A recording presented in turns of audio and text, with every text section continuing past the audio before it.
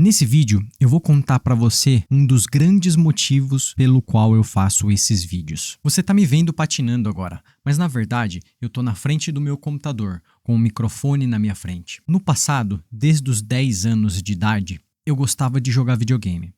Então eu comecei lá atrás. O meu primeiro videogame foi um Super Nintendo que o meu pai me deu, me lembro até hoje. Não era o mais novo da época, mas era o que o meu pai podia comprar. E depois disso, eu comecei a gostar dos jogos. Eu passei a comprar videogames um pouco mais antigos depois, comprei o Atari na época, eu lembro que eu fui na feira do rolo e comprei um Atari, tive Master System, tive Mega Drive. Comecei a trabalhar com 12 anos, com 15 anos eu já estava trabalhando registrado. Aí eu tinha uma prateleira no meu quarto que tinha 3 videogames, eu lembro como se fosse hoje. Eu tinha o PlayStation 1, o cinza grandão, tinha um Nintendo 64 e tinha um Dreamcast. Eu amava o Dreamcast. E pouco tempo depois eu fui introduzido ao mundo dos PCs, dos computadores. E aí eu comecei com o meu primeiro computador. Eu comecei a trabalhar com computadores e cada vez eu montava um computador um pouco melhor, com placa de vídeo, e eu comecei a jogar os jogos de computador. Mas eu ainda tinha o videogame e o computador e jogava nos dois. E aí tem uma série que eu sou extremamente apaixonado, que é Assassin's Creed. Eu amava esse jogo. Eu fui no 1, 2, 3, 4, 5, até que chegou uma hora que eu parei e você vai entender o porquê eu parei. E Shadows of Mordor, As Sombras de Mordor, Shadows of War, que é no mundo do Senhor dos Anéis, do Tolkien. Eu me apaixonei grandemente por esse jogo, eu passei centenas de horas jogando. Eu era aquele gamer que eu não gostava de terminar rápido. Esse daí é um jogo que você consegue terminar em 20 horas corridas. Eu tinha 100, 200, 300 horas antes de finalizar o jogo. Eu não queria dar final. Eu ficava andando por todo o mapa, vendo cada pedacinho. Eu parava assim, olhava os gráficos. Nossa, eu ia atrás de uma pedra. Falei, que jogador que faz isso? Mas eu ia, observava, eu curtia o momento. Eu sentava, eu comprei uma poltrona do papai pro meu quarto. E aí eu sentava naquela poltrona do papai, principalmente de final de semana, que eu poderia jogar muito tempo. E eu passava 8, 10, 12 horas direto, mergulhado naqueles jogos, principalmente Assassin's Creed e Shadows of Mordor and Shadows of War. Darksiders, nossa, fantástico. O primeiro jogo com War, o segundo jogo com a morte. Fantástico, fantástico. Eu até me arrepio falando. Só que eu estava investindo muito tempo para isso. E aí, lembra, desde os meus 15 anos, 20, 25, até meus 30 anos eu gostava de jogar. Gostava não, ainda gosto muito. Mas eu comecei a ponderar, aí foi quando eu comecei a fazer os cursos de desenvolvimento pessoal, né, mindset, etc. E eu comecei a perceber que, para mim, os jogos estavam consumindo horas muito importantes que eu poderia estar fazendo outra coisa. E um outro motivo também, os jogos me faziam ficar muito tempo sentado confortável. Quando o jogo era tipo Assassin's Creed, eu tinha o controle sem fio do Xbox ligado no PC, então eu jogava na minha poltrona do papai. Quando o jogo era Counter-Strike Go, eu sentava na minha cadeira super confortável, na frente do meu monitor, porque é teclado e mouse. E eu percebi que isso começou a acarretar problemas na minha coluna, problemas de dor no lado esquerdo, dor no lado direito, coluna torta, pescoço torto, tudo isso começou a acarretar fora as horas. Um dos grandes... Eu ficava olhando assim, eu jogava muito GTA também. Nossa, eu lembro que eu comentei dos mapas, né? Nossa, GTA, eu andava aquele mapa inteiro no GTA 4. Eu passava por todos os lugares, eu olhava as rodas do carro, eu lembrei do Driver também, lembra lá no PlayStation 1 Driver? Eu olhava tudo, eu olhava todo o cenário, eu absorvia todo aquele cenário, eu gostava muito. Eu ia com o carro devagarzinho, lembra do Driver? Não dava pro carro ir devagarzinho, você apertava o botão de acelerar, ele ia rápido, então você tinha que ficar dando toquinho, né?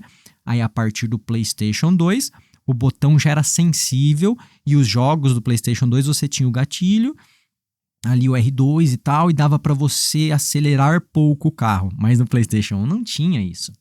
Então eu já provei que eu gostava muito de jogos. Aí eu não gostava de um monte não, tá? Eu tinha aqueles meus, Assassin's Creed, Shadow of Mordor, Shadow of War, Darksiders, Counter-Strike Go, WoW, World of Warcraft.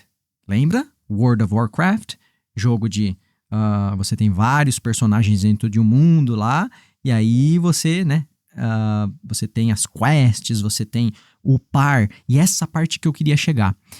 Nesses jogos como Darksiders, Assassin's Creed, World of Warcraft, nós começamos com um personagem, no WoW, por exemplo, nível 1, e a gente vai até, né?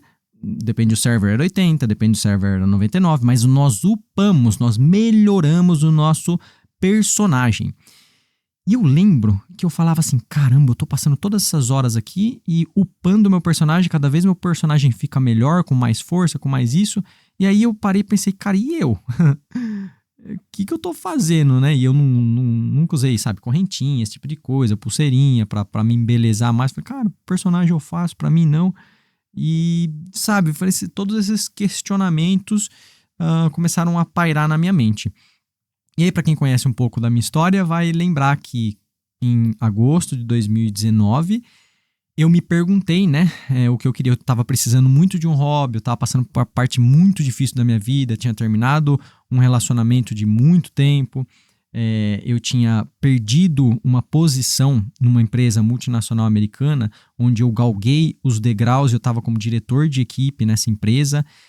Trabalhei muito, dediquei toda a minha vida, aquela parte, aqueles anos da minha vida eu dediquei para essa empresa, para essa posição, e tudo se esvaiu. E aí, adivinha o que aconteceu? Um pouquinho depois entrou a pandemia, certo? Mas eu consegui aproveitar um tempinho antes. Por quê? Porque daí eu me perguntei, o que eu tava precisando muito no hobby para sair daquele estado mental e colocar o meu corpo em ação, né? Eu tava sem trabalhar, tava sem entrar dinheiro, tava sempre deitado, não tinha vontade de fazer nada.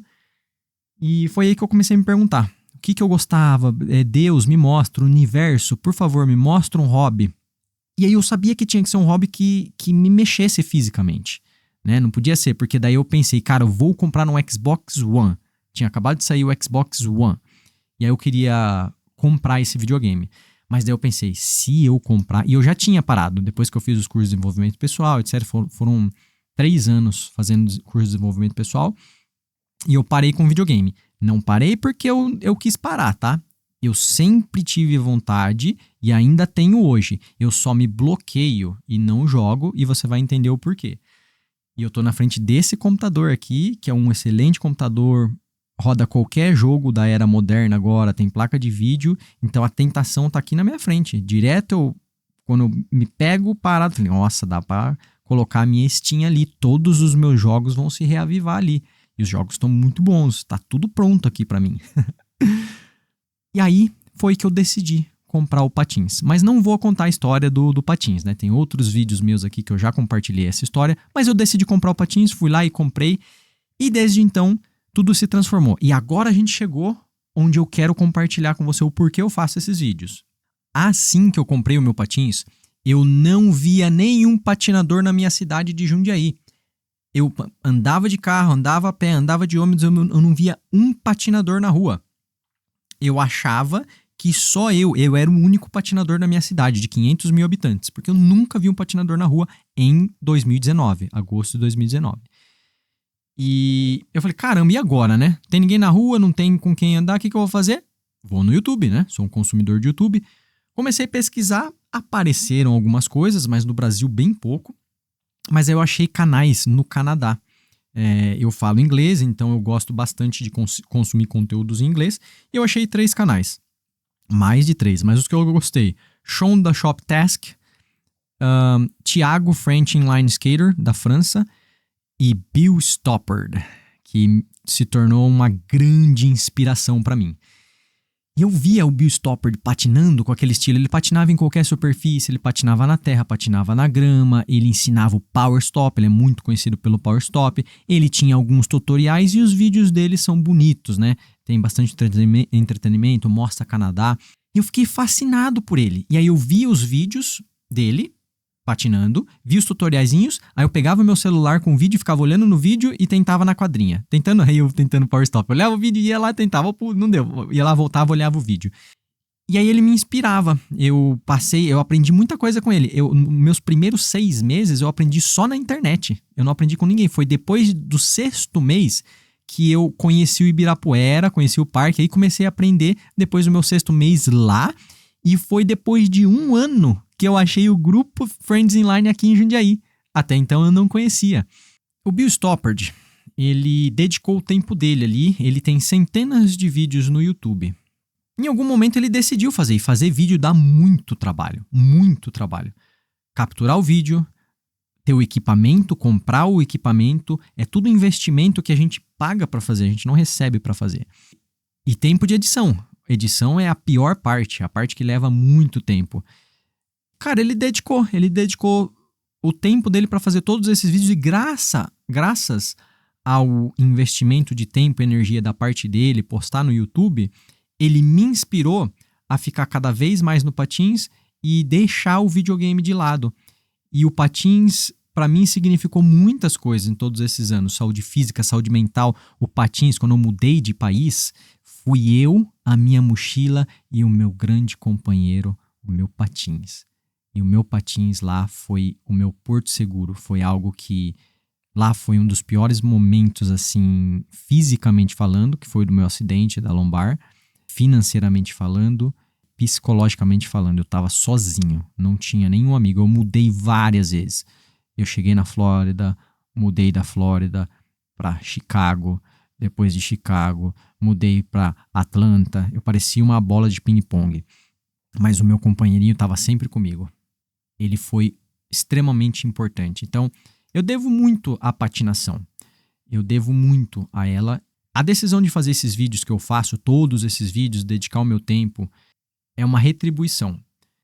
Como o Bill Stoppard me inspirou, só olhando, toda vez que eu não estava com vontade de andar de patins, porque eu estava cansado, já tinha trabalhado o dia inteiro, eu só colocava um vídeo dele ali, assistia esse vídeo e imediatamente eu ficava com vontade de patinar. Ou na sexta-feira de noite, como eu sabia que eu ia patinar no sábado, eu assistia um montão de vídeo e no sábado eu acordava todo animado para ir patinar, ficar várias horas patinando. Eu sinto que eu tenho essa... Eu não vou falar dívida, porque a palavra não é dívida, mas esse compromisso, também compromisso não seria uma palavra. Você vai me ajudar nos comentários. Que palavra que eu quero. Mas eu tenho essa gratidão pela patinação, porque o Bill Stoppard ali, ele não fazia nada de ultra, mega elaborado, um campeão de slalom. Não. É uma patinação bonita, uma patinação agressiva e também uma patinação artística do jeito dele, mas fazendo o básico, patinando na rua de uma forma bem legal, bem bonita, firme e também nos power stops, nos freios. E, cara, eu achava isso lindo, eu acho isso muito lindo, né? Eu tento só retribuir o que eu tive. Como eu falo inglês, eu tive acesso ao canal dele, então foi fácil para mim. E eu vi que em português a gente não tinha muita coisa também. Então a minha missão é essa, trazer em português para o brasileiro pelo menos alguns vídeos que só quero devolver o que foi dado para mim e ensinar um pouquinho com o que eu sei, né? Que nada é certo, não tem um monte de coisa falha na minha patinação. Eu não sou um patinador de campeonato, não sou um patinador extremamente técnico que faz tudo da forma mais absolutamente perfeita. Eu desenvolvi a experiência aprendendo com pessoas que são assim, Betão, Ale, muitos nomes, Prinsca, um monte de gente que eu posso falar aqui. Eu desenvolvi a minha patinação que dá para eu fazer o que eu quero fazer, que me proporciona a alegria, a liberdade, rasgar a cidade com tranquilidade, saber que eu posso parar, tranquilidade de saber que eu vou cair o mínimo possível. E esse pouquinho que eu adquiri nesses anos de experiência, eu tento o máximo passar nos meus vídeos, nos vídeos de dica, no meu vídeo de tutorial, que são muito falhos, mas é o que eu tenho disponível e é o que eu posso dar. E a gente só pode dar aquilo que a gente tem. Te vejo patinando por aí.